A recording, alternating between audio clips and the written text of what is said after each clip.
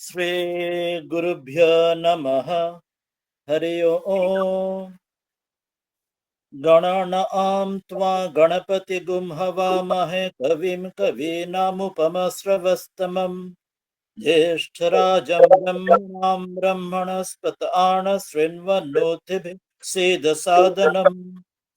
মহাগণপতয়ে নমঃ।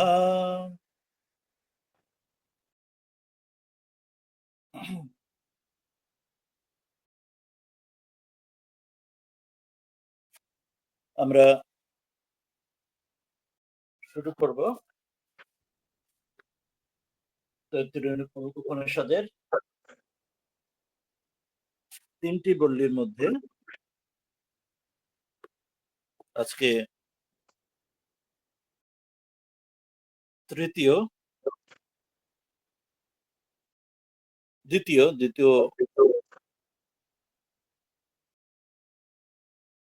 ব্রহ্মানন্দ বল্লীর আমরা অংশবিশেষ এর আগে পড়েছি পঞ্চকোশ বিবরণের, সেটি আজকে আরো পাঠ এগিয়ে নিয়ে যাব। প্রথমে আমরা তৈত্তিরীয় উপনিষদের মূল যে শান্তি মন্ত্র সেখানে চলে আসি।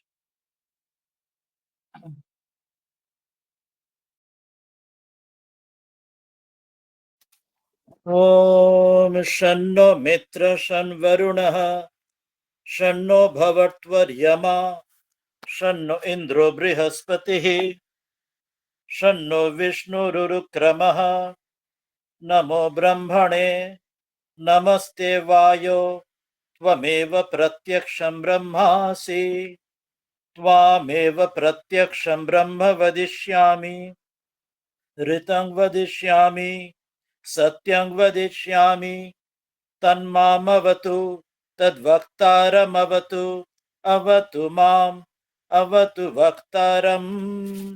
ओम शांति शांति शांति। हरि ओम।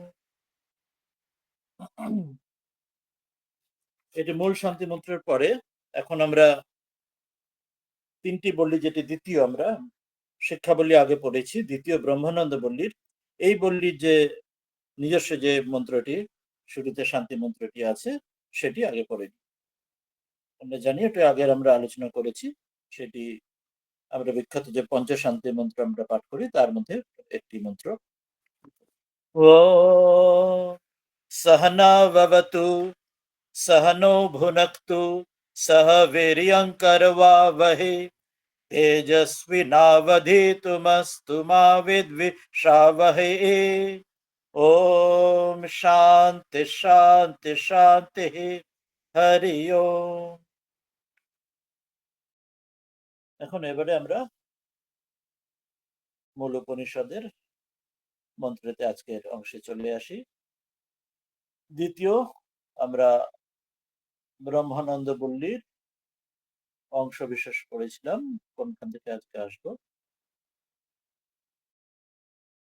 এই দ্বিতীয় ব্রহ্মানন্দ বল্লীর এখানে প্রথম অনুবাক আমরা পড়েছি, দ্বিতীয় পড়েছি, তৃতীয় অনুবাক আমরা পড়েছিলাম। আমরা আজকে চতুর্থ অনুবাকে শুরু করব। আমাদের মনে আছে প্রথম 3টি অনুবাকে আমরা শিক্ষাবলীতে যখন আমরা মূল উপনিষদের ব্রহ্মবিদ্যার আহরণের জন্য যে উপাসনার নানা আনুষঙ্গিক পদ্ধতির কিছু জেনেছিলাম, এরপর ব্রহ্মানন্দ বলির সূচনাতে বলা হয়েছিল ব্রহ্মকে জানার জন্য শরীরে যে পঞ্চকোষের মধ্য দিয়ে তাকে দেখা বা জানার উদাহরণ নেওয়া হয়েছিল একটি পাখির শরীরের সঙ্গে তুলনা করে। পাখির শরীরে যেমন তার শরীর, তার মাথা, তার বাঁ এবং ডান দুটি ডানা, তার যে লেজ উচ্চ হয়, সেটির সঙ্গে কল্পনা করে সাদৃশ্য নিয়ে পঞ্চকোষ অন্নময় থেকে এরপরে প্রাণময়, মনোময়, বিজ্ঞানময়, আনন্দময় করে এক একটি কোষ ধরে ধরে সেখানে আলোচনা শুরু হয়েছিল। প্রথম অন্নময় কোষ আমরা পড়েছিলাম, দেখেছিলাম যে সেখানে বলা হচ্ছে যে উদাহরণস্বরূপ যে সমগ্র অন্নেরই বিকার রূপ এই সমগ্র প্রাণী জগৎ এবং সকলেই একে অপরের প্রতি তার ইন্টারডিপেন্ডেন্ট। সেটি আমরা যখন অন্নময় কোষের বিস্তারে যখন পড়েছিলাম তখন আমরা বিস্তারে আলোচনা সেগুলি করেছিলাম এবং সেখানেও যে সৃষ্টি তত্ত্বের বিষয়ে হিতিয়াব তেজ মরুদ্যম, এটি আকাশ থেকে, সেখানে বায়ু থেকে অগ্নি থেকে, জল থেকে পৃথিবীর এই সৃষ্টি তত্ত্বেরও সেখানে আলোচনা হয়েছিল অন্নময় কোষের প্রসঙ্গে। এরপর আমরা দ্বিতীয়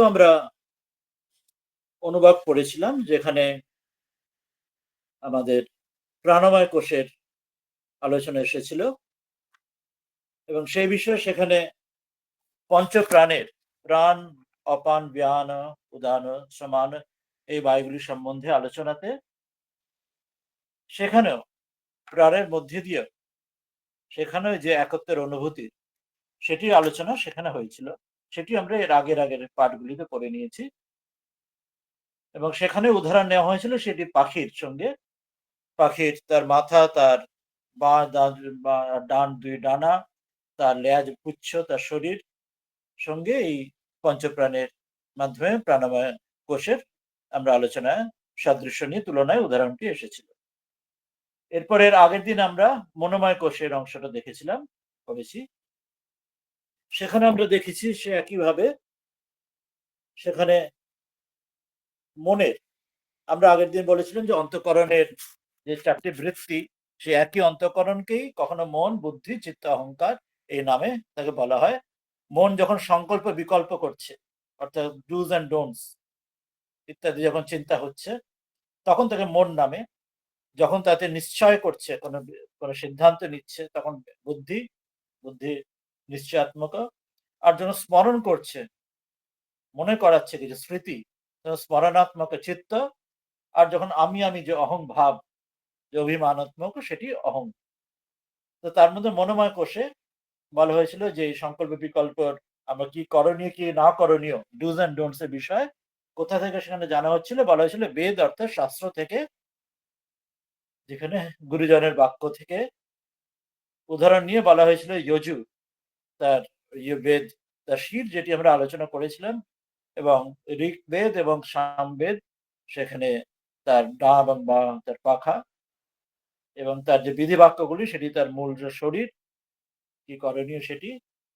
আর যজুর্বেদে বলা হয়েছিল যে আমাদের যজ্ঞ স্বরূপ যে আমরা ক্রিয়াকাণ্ড, সে বৈদিক হোম হোক অথবা বর্তমান যুগের কর্মকাণ্ড, কর্মপ্রণালী হোক, আমাদের সকল আমরা জগতের যে কোনো কর্ম, সকল সেকুলার কর্ম সেক্ষেত্রে হোক, যে কোনো কর্মের ক্ষেত্রেই, সেক্ষেত্রে এই ধারা বা এই এই যে ছাঁচ, একটা মোল্ড দেওয়া হয়েছে, এটার মধ্যে দিয়ে আমরা এগোই। এবং তার অথর্ব বেদের উদাহরণ দেওয়া হয়েছিল, এখানে পুচ্ছরূপ লেজের প্রতিষ্ঠা, যে তার মধ্যে জানানা যে প্রতিষ্ঠাত্মক জানানা মন্ত্র ইত্যাদি প্রত্যেকের জীবনের, যেমন ধর্ম, অর্থ, কাম, মোক্ষর দিক দিয়ে সেখানে অর্থ এবং কাম তার প্রত্যেকের মানুষের যেমন নিজে ডেভেলপমেন্ট করে নিজেকে একটা জায়গায় প্রতিষ্ঠিত করতে চায় সমাজে, জীবনে। তো সেইভাবে সেখানে এই বেদের, আমাদের শাস্ত্রের প্রচেষ্টা এবং তার শিক্ষায়, তার প্রেরণা থেকে কিভাবে আমরা জানছি সেগুলি মনোময় কোষে বলা হয়েছিল। তো এতদূর অবধি আমরা আগের দিন পড়েছি।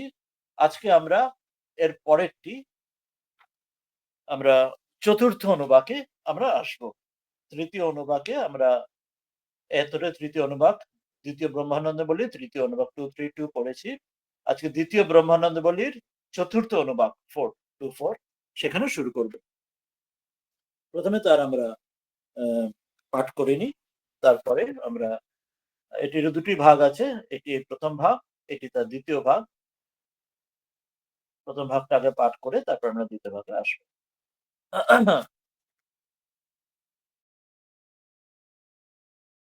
यतो वाच निवर्तन्ते अप्राप्य मनसा सह आनन्दं ब्रह्मणो विद्वान् न बिभेति कदाचनेति तस्यैष एव शारीर आत्मा यः पूर्वस्य। এতটি প্রথম আমরা নিই। কি বিষয়টা আসবে এখানে? আগের দিন যে আমরা মনোময় কোষ যেটি পড়েছি, যেটি সংক্রান্ত আমরা বললাম যে যজুর্বেদ এবং চারটি বেদের কথা, তার শরীর, তার পাখির দুটি ডানার সঙ্গে তুলনায় এলো, তার পুচ্ছ, তার শরীর, আত্মা ইত্যাদি বিষয়, আদেশ, আত্মা, তার বিধিবাক্যর কথা এলো। তো সেই মনোময় শরীরে সে মহিমার কথা, এবং এর পরের যে শরীর, এর পরে বিজ্ঞানময় যে শরীরের পরেরটি, সেটিরও স্বরূপের কথা এবার বলতে শুরু করলেন। আমরা সবগুলো বলেছিলাম কিরকম না, সেই পেঁয়াজের খোসা ছাড়ানোর মতো, বা যেমন সেই আমরা গাড়ির সেই টায়ারের মধ্যে টিউব, তার মধ্যে এইভাবে যদি আমরা ধাপে ধাপে ভেতরে ঢুকতে থাকি, সেরকম অন্নময় কোষের ভেতরে যেন তার সঙ্গে তার সাদৃশ্য যেন পরিপূর্ণ একটি, এগুলি সবই আমাদের তুলনা দেওয়া হচ্ছে আমাদের উপাসনা আমাদের বোঝার সুবিধার জন্য, একটি উপমা হিসেবে দেওয়া হচ্ছে।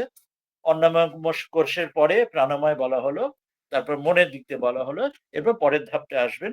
সেখানে প্রথমে বলছেন ইয়ত বাচ নিবর্তন্তে অপ্রাপ্য মনসা সহ। ইয়ত, ইয়ত মানে কি? ইয়ত, ইয়ত মানে যেখান থেকে, ইয়ত হতে যেখান থেকে কি হচ্ছে না, বাচ, বাচ মানে বাণী, আমরা বাগেন্দ্রিয়, অর্থাৎ আমার যে এগুলি অন্যান্য সব ইন্দ্রিয়র সঙ্গে মিলিয়ে একটি ইন্দ্রিয়ের উদাহরণ নেওয়া হলো। আমরা যে কর্মেন্দ্রিয়, জ্ঞানেন্দ্রিয় আমরা জানি, পঞ্চ কর্মেন্দ্রিয়, পঞ্চ জ্ঞানেন্দ্রিয় আমরা জানি, যেগুলি আমরা যদি বিজ্ঞানের ফিজিওলজি দিক দিয়ে বলি, ভাবি, তাহলে পঞ্চ জ্ঞানেন্দ্রিয়গুলো যেন সেন্সরি, সেখানে আমরা গ্রহণ করছি, আমরা বাইরে থেকে সেন্সেশন, আমরা জ্ঞান আহরণ করছি। পঞ্চ কর্মেন্দ্রিয় হলো মোটর সিস্টেম, যেন সেখান দিয়ে আমরা যেন কর্মগুলি করছি।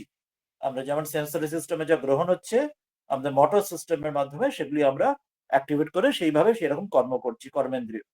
এই বাচ মানে বাণীর মাধ্যমেই বাকি সব ইন্দ্রিয়গুলোই, পঞ্চ কর্মেন্দ্রিয়, পঞ্চ জ্ঞানেন্দ্রিয় সবগুলোই একটার মধ্যে দিয়ে বুঝিয়ে নেওয়া হলো।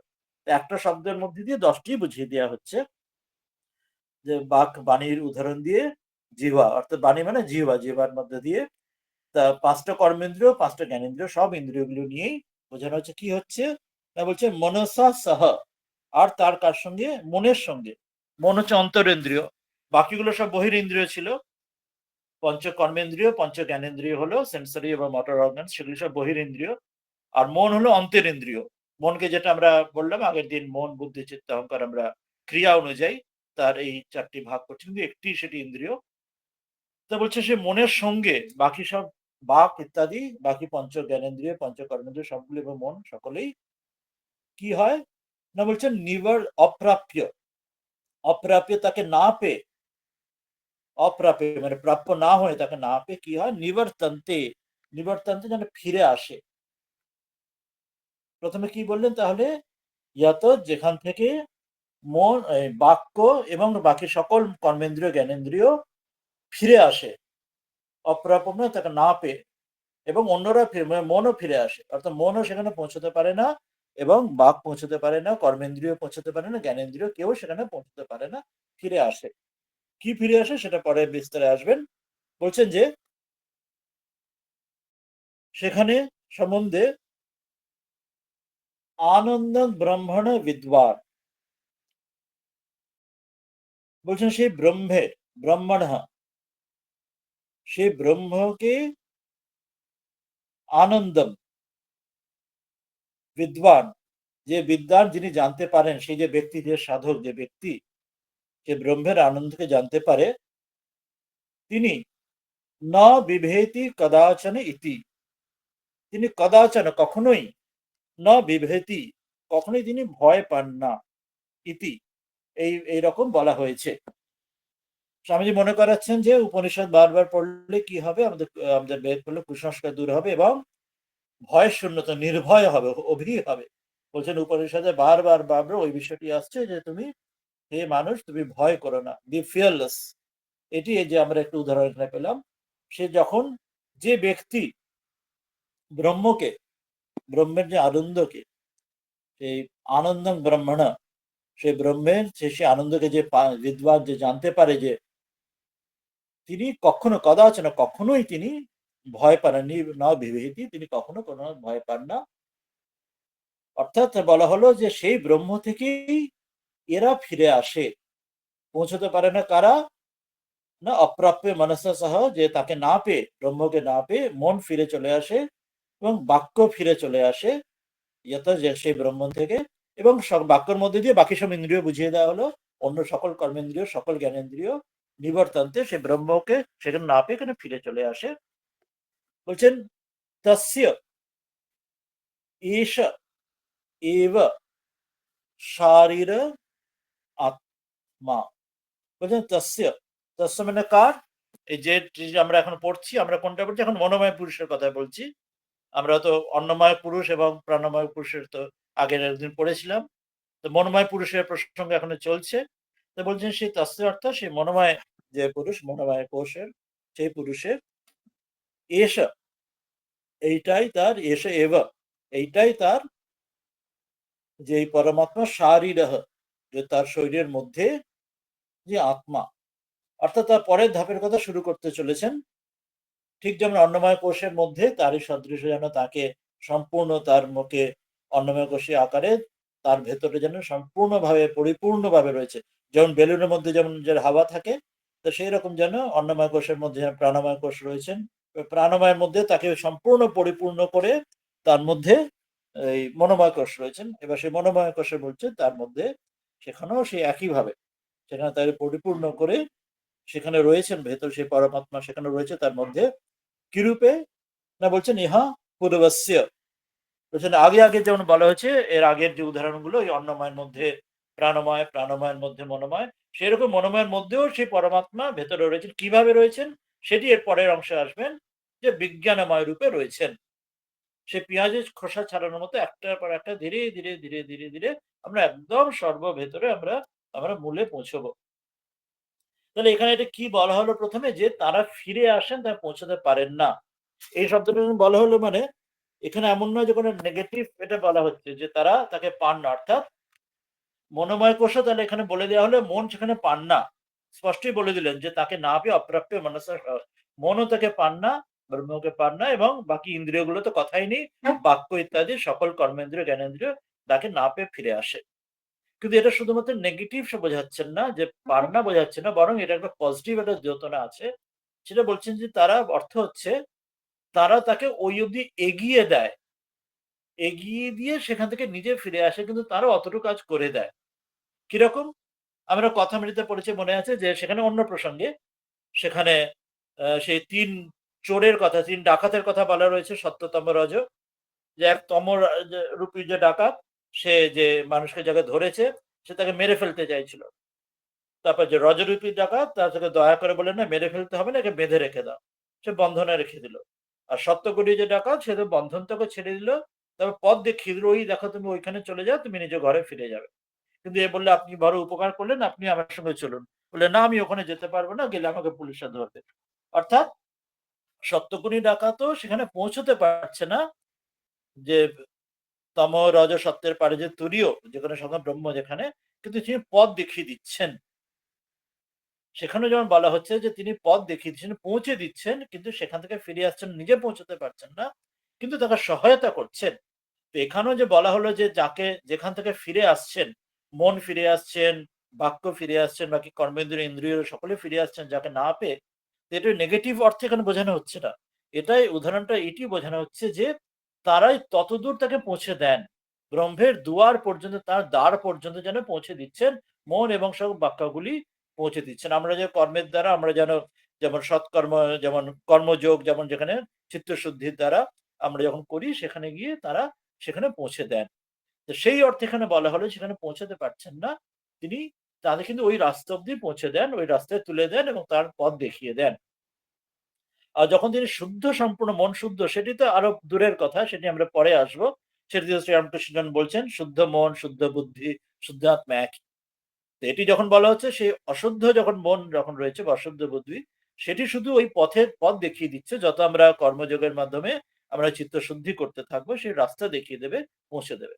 এটি আর একটা উদাহরণ দেওয়া হয়, সেটা একটা জাগতিক উদাহরণ আর একটা নেওয়া হয়, যে ঠিক যেমন যেমন বিবাহের পরে যেমন স্বামী স্ত্রীর কাছে, যে স্বামীকে যেমন কাছে যেমন স্ত্রীকে যেমন পৌঁছে দিচ্ছেন তার বাড়ির কুটুম্ব বা আত্মীয় স্বজন, তারা তার বাড়ির তার ঘরের দরজা অব্দি পৌঁছে দিচ্ছেন স্ত্রীকে তার স্বামীর কাছে, কিন্তু তারপর তারা সেখানে ফিরে আসছেন বাড়ির সকল অন্যান্য আত্মীয় কুটুম্ব ইত্যাদি। সেখানে শুধু ওখানে যাওয়ার পরে সেখানে শুধু স্বামী এবং স্ত্রী তারাই শুধু থাকছেন, কিন্তু এই পথটুকু এগিয়ে নিয়ে যাওয়া, তার কাছে পৌঁছে দেওয়া, বা ঠাকুর যেমন আর একটা বলছেন ঘটকের কাজ, ঘটক যেমন যেমন বিবাহে যেমন পাত্র পাত্রে মিলিয়ে দেয়, তো সেই রকম গুরু যেমন ঘটকের কাজ করেন, এখানে হচ্ছে যে জীবাত্মা এবং পরমাত্মা যে মিলন, যোগ যাকে বলা হয়, যোগ অর্থাৎ এক অর্থে আমরা সাংখ্য দর্শনে যেমন পুরুষ আর প্রকৃতির বিয়োগ বলা হয়, বেদান্তের দিক থেকে বলা হয় সেটি হলো জীবাত্মা এবং পরমাত্মার মিলন। সেটি আরো ঊর্ধ্বে যদি আমরা ভাবি, যখন যদি অদ্বৈত বেদান্তের দিক থেকে দৃষ্টিতে দেখলে, তখন বলা হয় যে আসলে দুই কিছু ছিল না, জীবাত্মা আর পরমাত্মা বলে কোনো দুইয়ের কোনো দ্বৈত কোনো অস্তিত্বই নেই।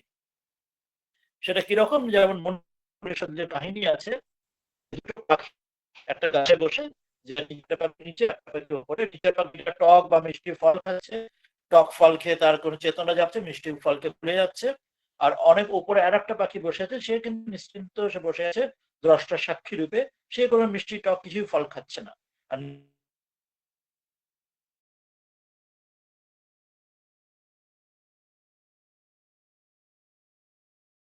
সে পরে তো এগিয়ে যাচ্ছে, পরে গিয়ে যে পরে উঠে আসলে দুটো কোনোদিনই ছিল না, একটাই পাখি।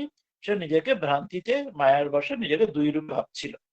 তো সেই জন্য জীবাত্মার পরমাত্মা মিলন, সেই অর্থে আমরা যে জাগতিক উদাহরণ যেটি বললাম, যে স্বামী স্ত্রীর কাছে, স্ত্রীকে যেমন স্বামীর কাছে তার ঘরে পৌঁছে দেওয়া, বাড়ির আত্মীয় স্বজন কুটুম্ব ইত্যাদি ঘর অব্দি পৌঁছে দেওয়া, কিন্তু তারপরে তার আত্মীয় স্বজন কুটুম্ব সেখানে আর তার প্রবেশ নেই, সেখানে শুধু স্বামী এবং স্ত্রী, জীবাত্মা পরমাত্মার মতোই। তার সামনে এরা সেই কাজটি করছে।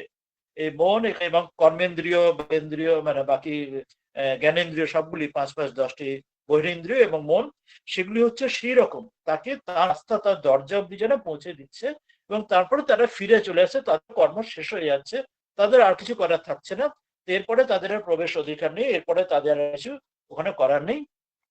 সেই জন্য সেইটুকু তারা করছে। ওই জন্য এখানে মনোময় কোষকে এতদূর অব্দি বললেন, যে মনোময় কোষ এখানে বলছেন তার কর্তব্য কতটুকু, সে তার ইন্দ্রিয় সাহায্যে যে ওই জীবাত্মাকে যেন পরমাত্মার ঘরের দরজায় স্ত্রীকে স্বামীর কাছে পৌঁছে দেওয়ার মতো সেখানে পৌঁছে দিচ্ছে। এবং তাকে যখন জানছেন, যিনি জানছেন, তিনি সে তার ব্রহ্মের আনন্দ যিনি জানছেন, সে বিদ্যমান, সেই যে সাধক, তার আর কোথাও কোনো ভয় তখন আর থাকছে না। এবং সেটি বলতে মনোময় কোষের মধ্যেও এইভাবে রয়েছেন, সেই বিষয়ে আগের পূর্বের শ্লোকগুলির মতোই, যে যেমন অন্নময়ের মধ্যে প্রাণময়, প্রাণময়ের মধ্যে মনোময়, সেরকম মনোময়ের মধ্যেও পরমাত্মা আছেন। কি রূপে আছেন? বিজ্ঞানময় রূপে রয়েছেন। সে বিজ্ঞানময় এমন, সেটি এখানে তিনি বলবেন। পরের এই এই চতুর্থ অনুবাকে পরের অংশে বলতে থাকবেন, সে বিজ্ঞানময় আত্মা, বিজ্ঞানময় কোষ, তিনি কি রূপে রয়েছেন। সে বিজ্ঞানময় আত্মাই হচ্ছেন যাকে আমরা জীবাত্মা বলি। যেটা আমরা বললাম যে জীবাত্মা তিনি এই মন এবং ইন্দ্রিয়গুলি জীবাত্মাকে যেন পরমাত্মা দরজা অব্দি পৌঁছে দিয়ে ফিরে আসেন। তা বিজ্ঞানময় কোষ হলেন সেই জীবাত্মা। এর পরের ধাপে আসবে, যে পরের অনুবাকে সেই আনন্দময় কোষ আসবে, এখানে পরমাত্মার কথা আসবে। তাহলে এই অংশটাতে এইটুকু দেখলাম, যে বলা হলো যে তাকে না পেয়ে মন এবং ইন্দ্রিয় ফিরে আসে, এটির অর্থ এই হলো যে ফিরে আসে মানে নেগেটিভ অর্থ নয়, বরং অর্থ পজিটিভ। এই অর্থ যে তারা মন এবং ইন্দ্রিয়গুলি তাদের যে কর্তব্য ফুরিয়ে যাচ্ছে, তাদের এটুকু কাজ ছিল, এটুকুই কর্তব্য ছিল, যে ওখান থেকে অতদূর নিয়ে যাওয়া, যে সেটা নিয়ে তার শেষ রাস্তা, তার কাজ শেষ হয়ে গেল বলে সে কাজ ফিরে চলে আসছে। ঠিক সেই রিলে রেসে করা, রিলে রেসের ব্যাটনটা, যে 400 মিটার রিলেছে, 100 মিটারের পরে একজন অপরকে ব্যাটন দিয়ে দিল, তার দৌড় ফুরিয়ে গেল, আর দরকার নেই, সে ব্যাটনকে পরে দৌড়লো, আবার সে গিয়ে আবার 200 মিটার পরে আরেকজনকে দেবে, সে আবার 300 মিটার পরে আবার সে নিজের দৌড় ছেড়ে দিয়ে ব্যাটনকে আরেকজনের হাতে দেবে। এইরকম করে এদের যেটুকু তাদের কর্তব্য ছিল, ইন্দ্রিয়গুলি এবং মনের, তারা তার কর্তব্য পালন করে ফিরে আসছে। এবং যখন সেই সাধক যখন তাকে জানছে, ব্রহ্মকে, সে তার আনন্দকে জানছেন, তার কোনো আর কোনো দুঃখ কষ্ট, তার ভয় থাকছে না, এবং সেই তার মধ্যে পরমাত্মা রয়েছেন আগের মন্ত্রগুলির মতোই। এবার এখানে কি রূপে রয়েছেন সেটি এবারে এই চতুর্থ অনুবাকের পরের অংশটিতে বলবেন। তিনি রয়েছেন এখানে এই বিজ্ঞানময় আত্মার কোষ রূপে। তার আগে আমরা এখানে ইংরেজি অনুবাদটা পড়ে নিই। বলছেন যে whence all the speech returns back with the mind without reaching it, যেখান থেকে সকল স্পিচ এবং বাক্য এবং সকল ইন্দ্রিয় ফিরে আসে এবং মনে ফিরে আসে, সেখানে না পৌঁছতে পেরে, সেই যে eternal truth, the Brahman, he who knows the bliss of eternal truth, সে ব্রহ্মকে যিনি জানেন, তার আনন্দকে জানেন, the Brahman, fears not at any time, তার আর কখনো কোনো কিছুতে তার ভয় হয় না। This mind is the embodied soul of the pranamaya, ঠিক যেমন এর আগে প্রাণময় কোষ, সেই প্রাণময় কোষের মধ্যে এই এইটি রয়েছে মনোময় কোষের, তার মধ্যেই যে সেখানে তার আত্মারূপে তার মধ্যে রয়েছেন। ঠিক সেই রকম এই মনোময় কোষের মধ্যেও তার আসবে, তার ভেতরে বিজ্ঞানময় কোষ রূপে, তার ভেতরে তার আত্মারূপে রয়েছেন। প্রত্যেকটার ভেতরে পরের ধাপটি হচ্ছে তার জন্য আত্মা।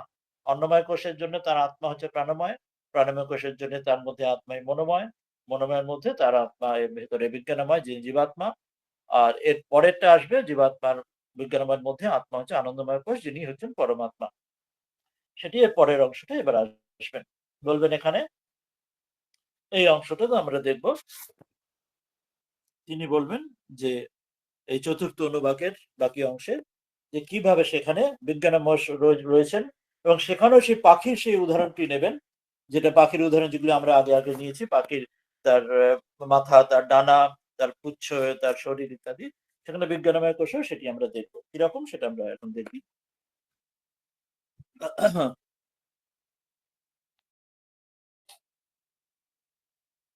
तस्माद् वा एतस्मान् मनोमयात् अन्यन्तर आत्मा विज्ञानमयः तेनैष पूर्णः स वा एष पुरुषविद एव तस्य पुरुषविधताम् अन्वयं पुरुषविदः तस्य श्रद्धैव शिरः ऋतं दक्षिणः पक्षः सत्यमुत्तरः पक्षः योग आत्मा महपुच्छं प्रतिष्ठा तदप्येष श्लोक भवति।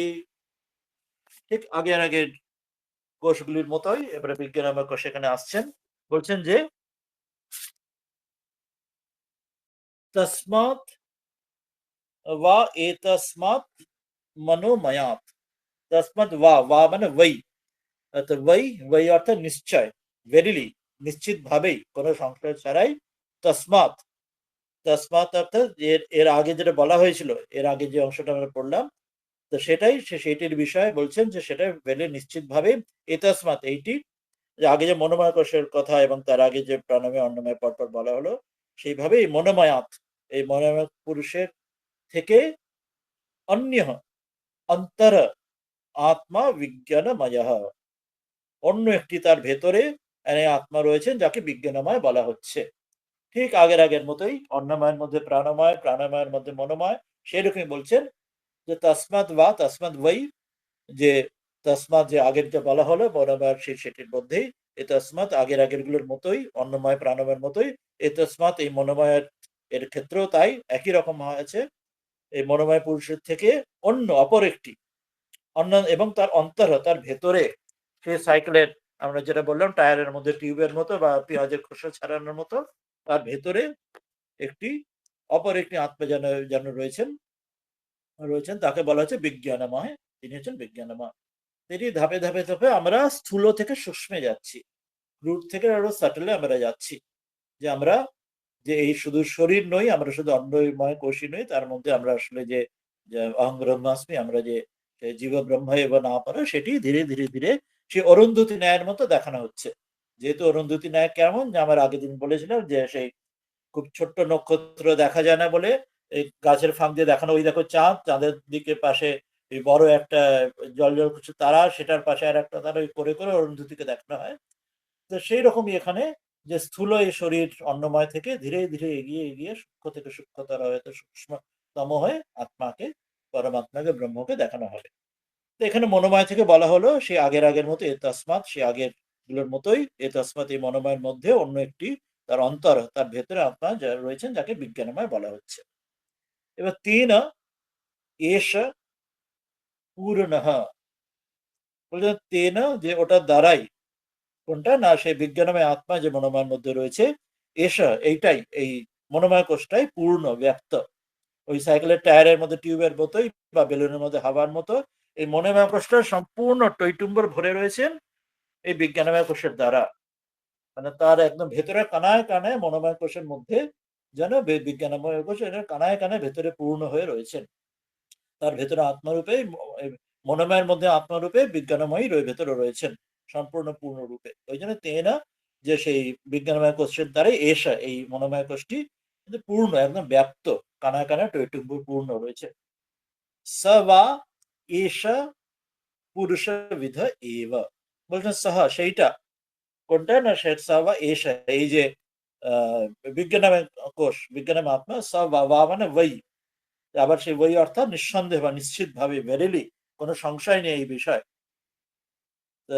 তিনি যে এই যে বিজ্ঞানময় আত্মা, ইনিও পুরুষ বিধা এব, তিনিও পুরুষেরও আকার, অর্থাৎ তিনি সাধক আকারে, যেন তিনিও সেই একই রকম, যেন আমাদের যেমন শরীরে যেমন একটার পর একটা, বাইরে একটা কাপড়, তার ভেতরে আর একটা কাপড়, তার ভেতরে আর একটা কাপড় পরা হয়, সবগুলোই সেই ওরকম জামার মানে একই রকম প্যাটার্নের, তার দুটো হাতা থাকে, তার আবার মাথা দিয়ে গলিয়ে পরি, কিন্তু শুধু এক বড় বাইরে থেকে ভেতরে একটা ছোট, গরমের বা শীতের সময় বড় সোয়েটার বা জ্যাকেট, তার ভেতরে ছোট থেকে ছোট ইত্যাদি করে, সেরকম বোঝানো হচ্ছে যে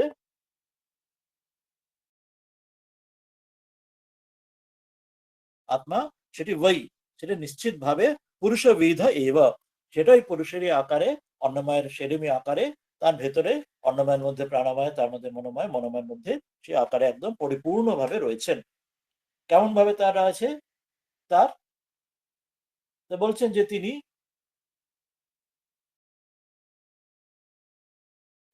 তস্য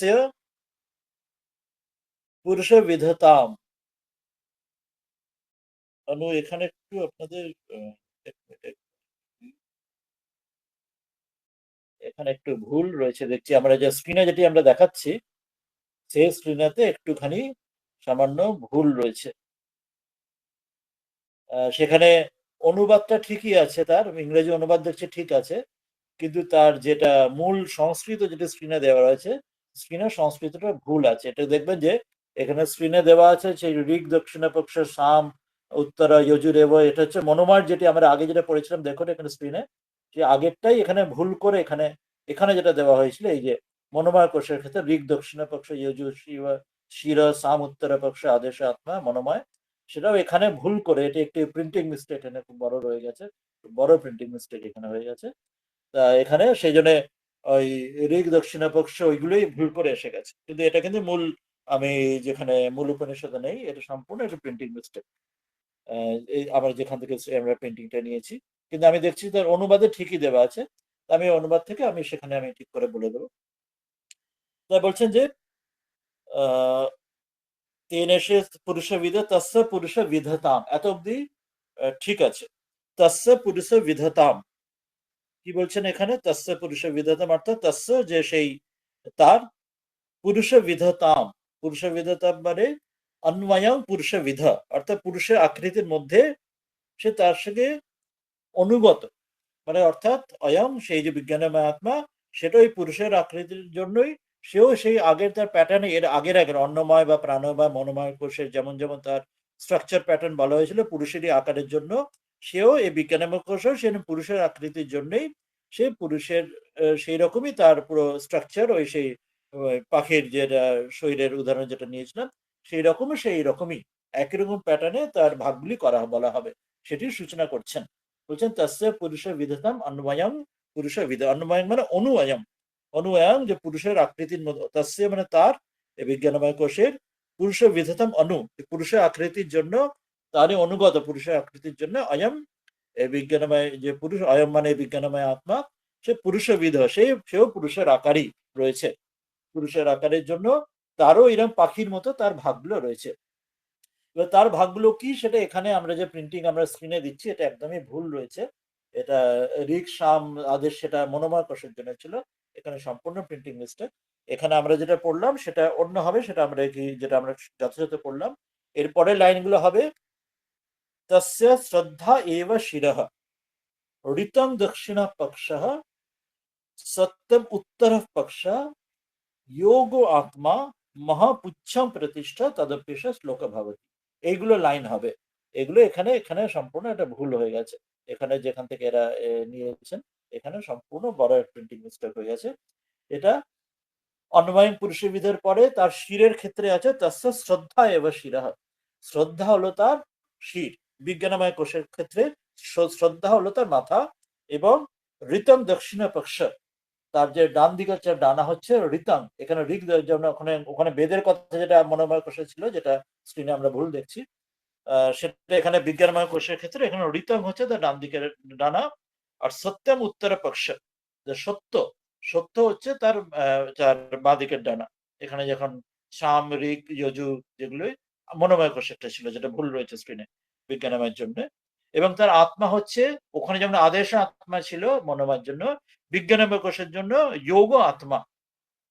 এরপরে বলা হচ্ছে মহাপুচ্ছং প্রতিষ্ঠা, তার যে পুচ্ছ যে প্রতিষ্ঠা হচ্ছে মহা, এবং এরপরেটা তদপেশা শ্লোক ভবতি, এটুকু একই আছে। আমরা অনুবাদটা পড়িনি, তারপর আলোচনায় আসবো, দেখবো অনুবাদে ঠিকই দিয়েছেন। বলছেন different from that made up of mind, মানে মনোময় কোষে সেখান থেকে আলাদা, is another inner soul made up of intelligence, মনোময় কোষের থেকে আলাদা কিন্তু তার ভেতরে তার মধ্যে বিজ্ঞানময় কোষ, বিজ্ঞানের দ্বারা ইন্টেলিজেন্স দ্বারা। বিজ্ঞান কোনটি আমরা পড়েছিলি? বুদ্ধি, যেটি যে মন বুদ্ধি চিত্ত অহংকার, যেখানে বুদ্ধির দ্বারা সেখানে নিশ্চয়াত্মক বুদ্ধি, সেই শুদ্ধ বুদ্ধি, তো সেটি যে বিজ্ঞান। এবং by that this manomaya self is filled, মনোময় কোষের মধ্যে বিজ্ঞানময় কোষ পরিপূর্ণভাবে রয়েছে। It is also the shape of man, সেটাই পুরুষেরই আকারে।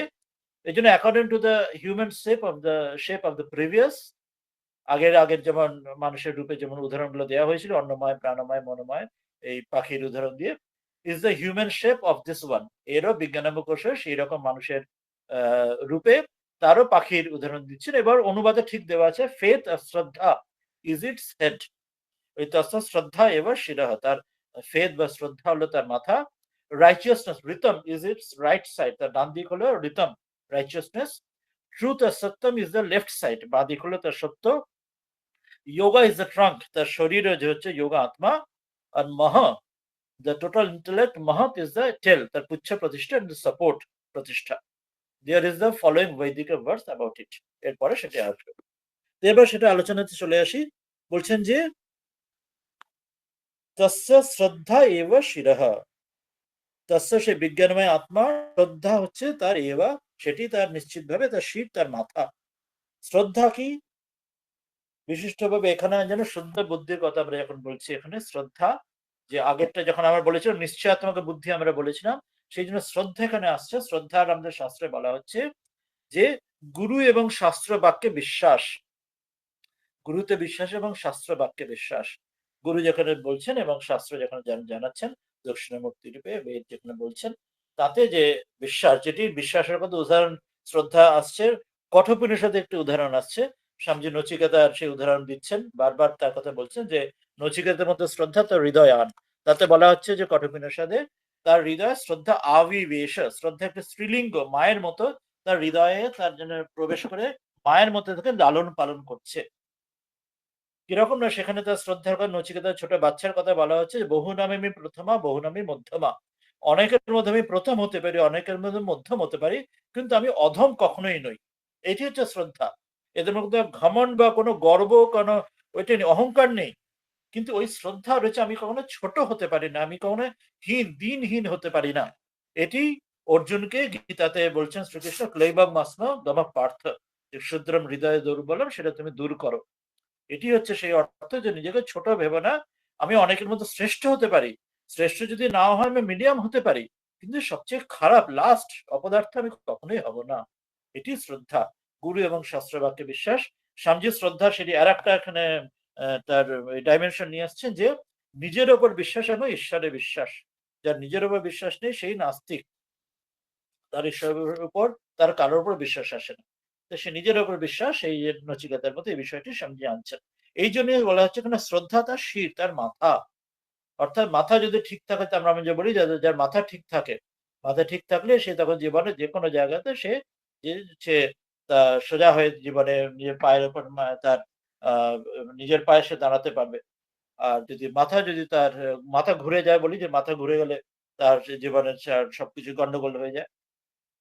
তা সেই রকম বলা হচ্ছে, অর্থাৎ তার মাথা অর্থাৎ শ্রদ্ধা তার যদি ঠিক থাকে, যে যত জীবনে ভ্রান্তির সমস্যা যা কিছু আসুক, সে সব কিছু কাটিয়ে সে কিন্তু লক্ষ্যে পৌঁছতে পারবে। ওই জন্য অত্যন্ত গুরুত্বপূর্ণ হচ্ছে শ্রদ্ধা।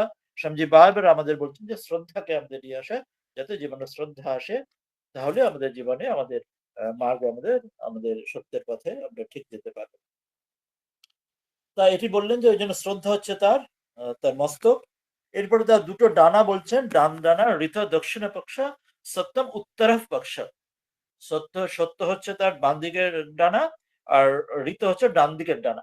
এই শব্দ দুটি আমরা আগে পড়েছি। ঋত এবং সত্য কোথায় পড়েছি আমরা একটু দেখবো আগে।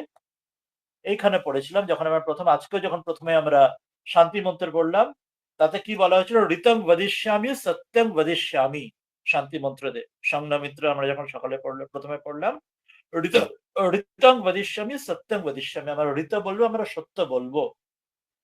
এটি আমরা অর্থ আমরা আগেও নিয়েছি আমরা, ঋত কি অর্থ এবং সত্য কি অর্থ। আমাদের মনে আছে যে সত্য হচ্ছে যেমন কায় মনসা বাচা, যখন আমরা ইন্দ্রিয়র দ্বারা, এই যে ইন্দ্রিয়র কথা একটু আগে আমরা পড়লাম, যাকে না পেয়ে ইন্দ্রিয় ফিরে আসে, মন ফিরে আসে, কায়ন মনসা বাচা, শরীরের দ্বারা মনের দ্বারা, এবং কায়ন মনসা বাচা, বাচা মানে মুখের দ্বারা, বাণীর দ্বারা, অর্থাৎ বাকি সকল ইন্দ্রিয়ের দ্বারা, তার দ্বারা আমরা যা কিছু কর্ম করছি জগতে, তো সেটি যখন যথার্থ কথা যথার্থ যখন হচ্ছে, সেটিকে সত্য বলা হয়। আর ঋত কাকে বলা হচ্ছে? ঋত হচ্ছে যে সম্পূর্ণ জগতের শাস্ত্র এবং তার যে আমাদের বুদ্ধিতে বিবেচনায় এবং শাস্ত্র অনুযায়ী শ্রদ্ধার দ্বারা, যেগুলি সম্পূর্ণভাবে আমাদের the whole gamut of truth, universal যেটি আমাদের জগতের সম্বন্ধে যে বিষয় আমাদের নেওয়া হচ্ছে, সেটিকে ঋত বলা হচ্ছে। আর ঋতের অ্যাপ্লিকেশন আমরা যদি এইভাবে বলি, যেমন থিওরিটিক্যাল সায়েন্স হয়, অ্যাপ্লাইড সায়েন্স হয়, থিওরিটিক্যাল ফিজিক্স হয়, applied physics, theoretical mathematics, applied mathematics, এরকম যেমন হয়, সেমনি যখন থিওরি যখন সম্পূর্ণ, সেটিকে ঋত বলা হচ্ছে যখন শাস্ত্র এবং আমাদের বুদ্ধির বিবেচনায়, এবং সেটি যখন অ্যাপ্লিকেশন হচ্ছে আমাদের জগতে স্থানকাল পরিস্থিতিতে। মা যেমন বলছে যে যাকে যেমন তাকে তেমন, যেখানে যেমন সেখানে তেমন, যখন যেমন তখন তেমন, সেটিকে বলা যায় সত্য, যথার্থ কথা, যখন যেরকম উচিত। আর ঋতু হচ্ছে ওভারঅল সমগ্র জগতের। ঠিক যেমন আমরা জানি যে আমরা ওই ইয়ের ওই নিউটনস ল বা আইনস্টাইনের বিভিন্ন আইন, যে ল ইত্যাদি গুলো, তার যে গ্র্যাভিটেশন ইত্যাদি নানা সূত্র ইত্যাদি যেগুলি আছে, তো সেগুলি সম্বন্ধে আমরা জগতের আমাদের ফর্মুলাগুলি জানি। আবার আমরা জানি বিভিন্ন ক্ষেত্রে তার অ্যাপ্লিকেশন অন্যরকম হয়। যেমন চাঁদেতে মাধ্যাকর্ষের ক্ষেত্রে তার উঁচু যে লাফানো বা তার ওইটা অনেক আলাদা হবে, তার ভর কম বলে পৃথিবী একরকম হবে। আবার মহাশূন্য থাকলে মাধ্যাকর্ষণ, সেখানে আমরা ভেসে থাকবো, সেখানে হবে না। অর্থাৎ প্রত্যেক ক্ষেত্রে তার অ্যাপ্লিকেশন পাল্টে যাচ্ছে, কিন্তু মূল লটা একই থাকছে, কিন্তু অ্যাপ্লিকেশন তার স্থানকাল পাত্র নির্বিশেষে তার পাল্টে পাল্টে যাচ্ছে। তো ঋত হচ্ছে ওভারঅল তার নির্দেশটি, আর সত্য হচ্ছে তার যে অ্যাপ্লিকেশন তার স্থানকাল পাত্র নির্বিশেষে। ওই জন্য ঋতু অনুযায়ী মায়ের একটু ওই জন্য ব্যবহার সেটি আছে। সেই ঠাকুরকে যখন সে দুধ খাওয়াচ্ছেন, ঠাকুরের কল্যাণের জন্য দুধটা বেশি বেশি খাওয়াচ্ছেন ঘন করে, কিন্তু সেখানে তিনি বাচনিক সেই অর্থে তিনি মিথ্যা বললেন, যে তিনি বলছেন যে এত সের দুধ আছে কত, কিন্তু কিন্তু বাস্তবিক তিনি কিন্তু ঋতুকেই ফলো করছেন, অর্থাৎ তিনি তার কল্যাণের জন্য তিনি যা কিছু করছেন। সেখানে বাচনিক অর্থাৎ তিনি ছোট বাচ্চাকে যেমন খাওয়ানো হয়, বাচ্চাকে মা খাওয়ায় যে এটা খেয়ে না, এটা খেলে এটা এর মধ্যে এই হবে এই হবে, না ওরকম গল্প বলে, কিন্তু গল্পটা অনেকটাই মিথ্যে গল্প হয়, সেটা সত্য নয়। কিন্তু বাচ্চাকে খাওয়ানোর জন্য, বাচ্চার কল্যাণের জন্য বাচ্চাকে ভুলিয়ে ভালিয়ে নানা মিথ্যে গল্প দিয়ে খাওয়ানো হয়। তো সেই ঋতু হচ্ছে যে সম্পূর্ণ যে কল্যাণের জন্য জগতের যে যে লস, ইটার্নাল যে লস গুলি, সেটা যখন অ্যাপ্লিকেশন সত্যটা, সেটা নানা স্থানে পাল্টাতে পারে। সত্যের একটা উদাহরণ ওই রকম আছে, আমরা জানি সেই এক ঋষি তিনি বা মুনি তিনি সাধনা করছেন। তা এক লোকজন এক লোক তার পাশে দিয়ে দৌড়ে চলে গেল। তা একটু পরে অনেক ডাকাতরা দৌড়তে দৌড়তে এলো, তাকে বললো যে ওই কেউ লোক দৌড়ে গেছে, তিনি সত্যটাই বলে দিলেন, মানে বাচনিক সত্যই বলে দিলেন, হ্যাঁ এদিকে গেছে। তো তখন সেই ডাকাতরা গিয়ে সেই লোককে ধরে তাকে মেরে কেটে তার ধন ধন সব কেড়ে নিল। তা তিনি বাচনিক সত্য বললেন বটে, কিন্তু তিনি তার মধ্যে কল্যাণকারী হলো না। তিনি তার ফলে সেই লোকটির ক্ষতি হলো, সে মৃত্যু হলো, বা তার লোকটা সব ধনধান্য কেড়ে নিল। তো তার জন্য তার কিছু বাচনিক সত্য বললেও তার জন্য তাতে তার নরকবাস হলো। তো এটি হচ্ছে ভাব হচ্ছে যে সেখানে কল্যাণকারী সত্য সবসময় হবে, সেটা কল্যাণকারী হবে, কল্যাণের জন্য হবে, সেটি অকল্যাণের জন্য নয়। তো সেই জন্য হচ্ছে ঋত, আর যে বলা হলো ঋত হচ্ছে দক্ষিণ পক্ষ, এবং ইয়ে যে সত্য হচ্ছে যে লেফট ট্রুথ, আর সত্য যে লেফট সাইড। ঋতু যে দক্ষিণামূর্তি রূপে, ঋতু হচ্ছে সম্পূর্ণ সেখানে ডান দিক, এবং সত্য হচ্ছে তার যে অ্যাপ্লিকেশন জগতে, সেটি হচ্ছে সত্য। এরপরে বলা হচ্ছে যোগ আত্মা। যোগ হচ্ছে তার আত্মা, অর্থাৎ তার শরীর হচ্ছে যোগ। অর্থাৎ আমরা যখন যে প্রত্যেক ধ্যানের সময় আমরা যেমন যোগশ্চিত্তবৃত্তি নিরোধে রাজযোগ বলা হয়েছে, বা গুরু যখন যে ইষ্ট মন্ত্র দেন, তার জন্য আমাদের জপ ধ্যান যেমন প্রক্রিয়া বলে দেন, শিখিয়ে দেন। তো সেই রকম ধ্যানের দ্বারা আমরা নিজে ইষ্টকে আমরা ধ্যানে পাওয়ার জানার সঙ্গে, তার সঙ্গে পরমাত্মার সঙ্গে এক হবার চেষ্টা করি আমরা। তা সেই যে একাত্ম হওয়া সেটি হচ্ছে আমাদের শরীরের মধ্যভাগ রূপে যোগ আত্মা বলা হচ্ছে। কারণ সেটি যে প্রক্রিয়া, শ্রদ্ধা তো মাথার উপর থাকবে, কিন্তু এবার সেটাকে অ্যাপ্লিকেশন করতে হবে এবং তার নর্মস গুলো আমরা মনে রাখবো, সেগুলি ওই ঋত এবং সত্য কিভাবে অ্যাপ্লাই করবে জগতে, সমাজে, এথিক্স গুলি। আর আমরা কি করব, প্র্যাকটিস কি করবে, সেটা যে যোগা, আমরা সবসময় আমরা সকল কিছুর মধ্যে ঈশ্বরের সঙ্গে একাত্ম হওয়া, পরমাত্মার সঙ্গে ঈশ্বরের সঙ্গে একাত্ম হওয়ার, একাগ্র হয়ে আমরা চেষ্টা করবো। সেই যে যোগ আত্মা, তার মূল শরীর, বিজ্ঞানময় আত্মা তার তার স্বরূপে। এরপর বলছেন মহপুচ্ছং প্রতিষ্ঠা। মহ মহ নাম সে যে হচ্ছে পরমাত্মার নাম। আমাদের যদি মনে থাকে, আমরা যখন শিক্ষা বললি যখন পড়েছিলাম, তাতে ভূর ভুবস্বহ এবং মহ পড়েছিলাম।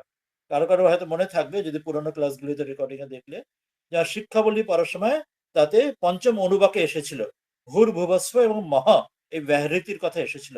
এবং সেখানে বলা হয়েছিল মহ ব্যাহৃতির দ্বারা ব্রহ্মস্বরূপই বলা হচ্ছে। মহৎ দ্বারা ব্রহ্ম, মহ হলো ব্রহ্মেরই এক নাম, ব্রহ্মেরই একটি প্রতিশব্দ রূপে এখানে মহ শব্দটি ব্যবহার হচ্ছে।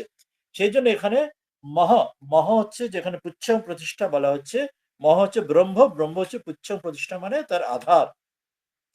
যে যেমন পুচ্ছ রূপে, যেমন ওই নৌকার যেমন হাল যেমন ঠিক রাখে, পাখিরে যেমন তার ল্যাজ যেমন তার দিক ঠিক রাখে, তো সেই রকম, এবং তার প্রতিষ্ঠার আধার হয়, ফাউন্ডেশন হয়।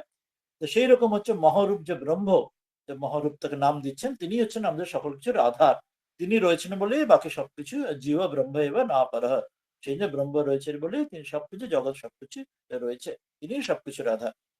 তো এবং আমাদের প্রক্রিয়াতে আমাদের যোগ করতে হবে, আমাদের শ্রদ্ধারূপ আমাদের মাথাতে, আমাদের সেই যেমন যাতে দিগ্ভ্রম না হয়, মাথার উপর যেমন এই বিবেক চূড়ামণি যেমন বলা হয়, বা পাখির বা সাপের মাথায় যেমন উপরে মণি থাকে, সেই রকম মাথার উপর শ্রদ্ধারূপ মণি আমাদের আমাদের দিক দেখিয়ে দেবে, পথভ্রষ্ট করবে না।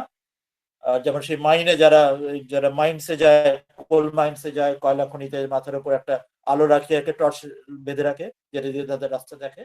আর ডান এবং বাঁ দিকে ঋত এবং সত্য, যেটি ঋত বলা হলো, ডান দিকের দক্ষিণামূর্তির মধ্যে তিনি মূল আমাদের সনাতন আমাদের পরম্পরা, তিনি সংস্কৃতি জানাচ্ছেন, নিয়ম, ইটার্নাল লস।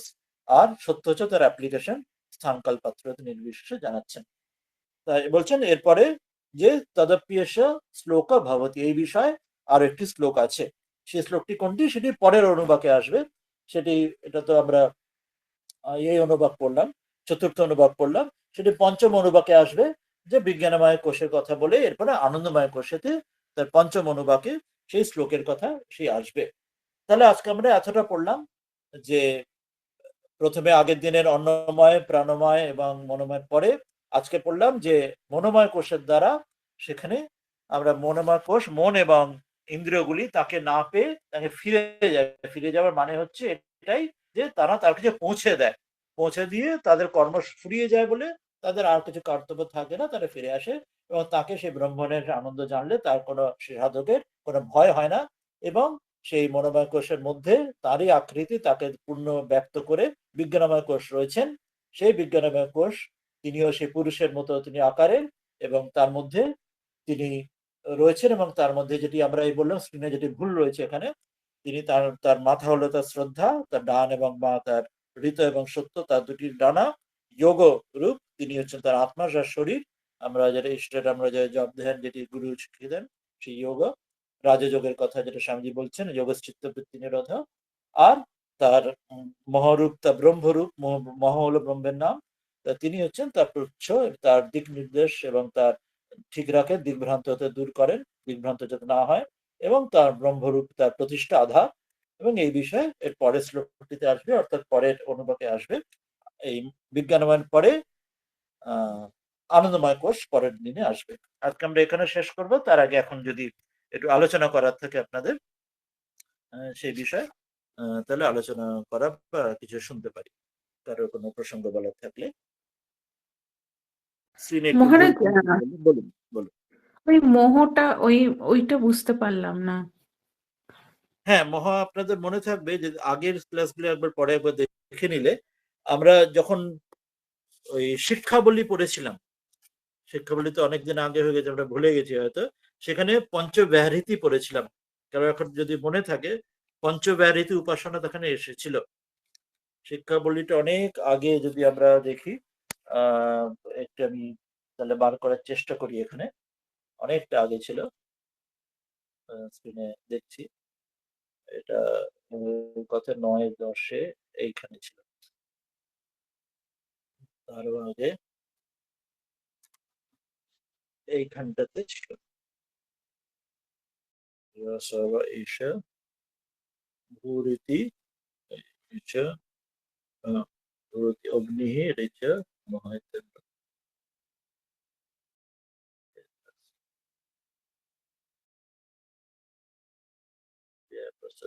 বায়ু আদিত্য। এইখানে ব্রহ্ম এসেছিল, মহাইতি ব্রহ্ম, মহাইতি ব্রহ্মাণী। এখানে আমরা দেখছি স্ক্রিনে রয়েছে মহাইতি ব্রহ্মাণী। আমরা দেখছি ভূরিতি, এখানে অগ্নির কথা প্রথমে বলা হলো, তারপরে ভুবৈতি বায়ু, সুবরিতি আদিত্য, মহাইতি ব্রহ্মণী এখানে বলা হয়েছে। আর আরো আরো এর মধ্যে আরো দু এক জায়গায় আরো বলা হয়েছে, আরো পরে তো দু এক জায়গায় আরো বলা হয়েছে যেখানে তিনি ব্রহ্ম, তিনি ব্রহ্মকে অর্থাৎ মহ শব্দের দ্বারা ব্রহ্মকে বলা হচ্ছে। যখন আমি পঞ্চব্যাহৃত উপাসনা যখন পড়েছিলাম আগে, ভূরিতে এখানটাতে বোধহয় আছে, আহ, এইটা রয়েছে। আর আছে এই এই জায়গা ব্রহ্ম মহাইতি ভুবৈ, এইখানে পরে এই যে ধাপে ধাপে মহাইতি ব্রহ্ম। শীর্ষ কপালে 9-10, কপালে এই যে এটা 1-5-3 1-5-3 না, আর একটু আগে। হ্যাঁ, মহাইতি চন্দ্রমায় আসছে, এর পরেরটা হবে এই যে মহাইতি 1-5-4-এ আছে মহাইতি ব্রহ্ম। এইখানে ভূরিতি বারিচ ভুবৈতি সামানি ভুবরিতি যজনসি মহাইতি ব্রহ্ম। এইটা আমরা আগে পড়েছিলাম, আমরা যখন পঞ্চব্যাহৃত উপাসনা ওই এতে যখন শিক্ষাবলী পড়েছিলাম, তাতে ভূর্ভুবস্বার সঙ্গে মহ শব্দটা আমরা তখন বলেছিলাম সেটি ব্রহ্মকে দ্যোতনা করছে। ভূর্ভুবস্বার আমরা যদি মনে থাকে, যখন গায়ত্রী মন্ত্র আমরা যে করি বা জানি, সেখানে সেখানে দেখবো যে আমাদের চতুর্দশ ভুবনের কথা বলা হয়। চতুর্দশ ভুবন, তাতে ঊর্ধ্বলোকে সপ্তলোক আর নিম্নের সপ্ত পাতাল। তো তার মধ্যে সাধারণত ভূর্ভুব স্বার মাধ্যমে ভূর অর্থাৎ এই পৃথিবী, আর ভুবয় অন্তরিক্ষ, আর স্বাহা মানে স্বর্গ বলা হচ্ছে, এই তিনটে। আর তার উপরে মহ যখন বলা হচ্ছে, তো সেই মহকে ব্রহ্মের তাতে উপমা নিয়ে ব্রহ্মের দ্যোতক হিসেবে নেওয়া হচ্ছে।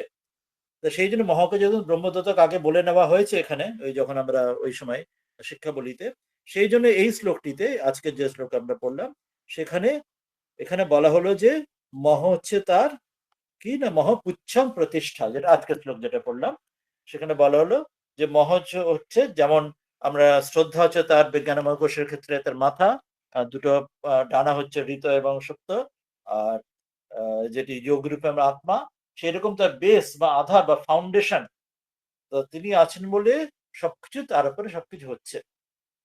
তিনি না থাকলে কোনো কিছু থাকে না, ফলে তিনি সবকিছু জগতের আধার। ঠিক যেমন একটা উদাহরণ, সেই যেমন ওই মাকড়সা, মাকড়সা যেমন তার শরীর থেকে তুমি তার জাল বার করে এবং তার পাশে জালের উপর নিচে থাকে, আবার জালকে গুটিয়ে নিতে পারে, অর্থাৎ সেই মূল সে রয়েছে বলে সে সবকিছু এই জগৎকে সৃষ্টি করছে।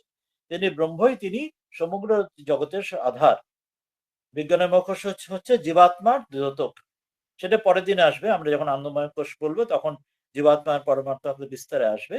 তো মহ হচ্ছে এই যে ব্রহ্মের, তাকে দ্যোতক বা তার ব্রহ্মের সঙ্গে তার উপমা নেওয়া হচ্ছে বলে আজকে এই মহ এতে পুচ্ছং প্রতিষ্ঠা সেই কারণে বলা হলো, তার সঙ্গে উপমা নেওয়ার জন্য মহ শব্দটি নেওয়া হলো। ওই জন্যই আগে বলা হচ্ছে, আগে শিক্ষাবল্লীটিতে যে উপাসনার যে টার্মিনোলজি গুলো বলা হচ্ছে, সেটাই এখানে ব্রহ্মানন্দ বলিতে এই শরীরের এক একটি অংশ। শিক্ষা বলিতে ছিল বাইরের জগতের সঙ্গে উদাহরণগুলো নেওয়া হচ্ছিল, অর্থাৎ বাইরের জগতে এই আকাশ, বায়ু ইত্যাদি, এই ভূর্ভুবস্ত্র ইত্যাদি। এবার ব্রহ্মানন্দ বলিতে নিজের ভেতরেই সব দেওয়া হচ্ছে, নিজের শরীরের মধ্যেই ভেতরে ধীরে ধীরে ধীরে ধীরে। আমরা যদি মনে রাখি, স্বামীজি যখন তার কাঁকড়ি ঘাটে আলমোড়াতে অক্ষানন্দজির সঙ্গে আমেরিকা যাওয়ার আগে, তার মাইক্রোকজম এবং ম্যাক্রোকজমে তিনি বলছেন যে তার অনুভূতি হচ্ছে যে সে একই স্ট্রাকচারে বোথ আর সেম। স্বামীজি এই বিষয়ে পরে ইংল্যান্ডে লেকচারও দিয়েছিলেন, মাইক্রোকজম ওই জ্ঞানযোগের উপরে। তো সেখানে ওটি বলা হচ্ছে, বাইরের জগতে যেটি আমরা দেখছি যা কিছু, সেটাই বাস্তবে আমাদের শরীরের ভেতরের শরীরের থেকে কোনো ভিন্ন নয় সেই রূপে। আমরা ফিজিক্স কেমিস্ট্রির দিক দিয়েও দেখি অনেকটা তাতে তুলনা বা পাবো, যেমন বাইরের জগতে আমরা সোলার সিস্টেম, মিল্কি ওয়ে ইত্যাদি দেখি। ফিজিক্স কেমিস্ট্রির দিক দিয়ে যদি দেখো একটা প্রোটন, নিউট্রন, ইলেকট্রন সেই রকমই যেন একটা সোলার সিস্টেমের বাইরে অনেকটা যেন ওইরকম ভাবেই ঘোরে, মানে সাদৃশ্য সেখানেও রয়েছে। তো সেই জন্য এখানে মহরূপে আজকে যখন আমার শরীরের মধ্যে বিজ্ঞানময় জীবাত্মার কথা বলা হলো, সেখানেও যে তার ব্রহ্ম থেকে তার আলাদা ব্রহ্মই রয়েছিল বলে বাকি আমাদের সবকিছুই আমাদের জগতের যা অ্যাক্টিভিটি সবকিছু হচ্ছে সেটি এখানে মহরূপে বলা হলো। এরপর যখন পরের দিনে যখন আমরা ওইটি দেখবো, এই আনন্দময় কোষ যখন দেখবো পরের পঞ্চম অনুবাকে, তখন দেখবো যে জীবাত্মা এবং পরমাত্মা দুটোকে যে কম্বিনেশন বা দুটোর মধ্যে রিলেশনশিপটা সেটা পরের দিনে বিস্তারে আসবে। আজকে তাহলে এটি, হ্যাঁ, কেউ কিছু আরো বলতে চান বলুন। এটুকুই বলা ছিল তো মহাবিষয়। পুরোনো ক্লাসটা একবার চাইলে আপনারা ইন্টারভিউ এ তো আর একবার শুনতে পারেন বিস্তারে, যখন পূর্ববাসরা বলা হয়েছে শিক্ষা বলি, রেকর্ডিং আর একবার শুনতে পারেন। বলুন আরো কিছু এই বিষয়ে থাকলে, নাহলে আমরা আজকের এই অনুষ্ঠানে থাকবো।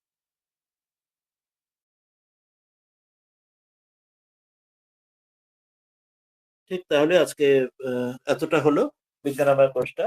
পরের দিন আমরা যে পঞ্চম অনুবাদটা যখন দেখব, তখন এই দুটো রিলেশনশিপ, এই জীবাত্মা এবং পরমাত্মা যেটা রিলেশন, যেটা আমাদের আলাদা আলাদা আজকে নেওয়া হলো, তো সেটি তখন সম্পূর্ণ সেটি কমপ্লিশন বা তার ফাইনাল তার কালমিনেশন সেটি আসবে পঞ্চম অনুবাদের সময়। এটা আমরা পরের দিনই দেখবো। তাহলে আর কোনো প্রশ্ন না থাকলে আমরা আবার শান্তি মন্ত্র দিয়ে শেষ করতে পারি।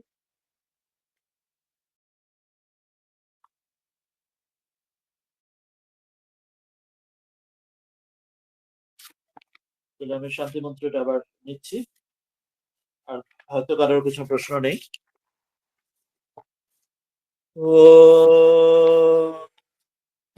शन्नो मित्र शन्वरुणः शन्नो भवत्वर्यमा शन्नो इन्द्रो बृहस्पतिः शन्नो विष्णुरुक्रमः नमो ब्रह्मणे नमस्ते वायो त्वमेव प्रत्यक्षं ब्रह्मासि त्वामेव प्रत्यक्षं ब्रह्म वदिष्यामि ऋतं वदिष्यामि सत्यं वदिष्यामि तन्मामवतु तद्वक्तारमवतु अवतु माम् अवतु वक्तारम्।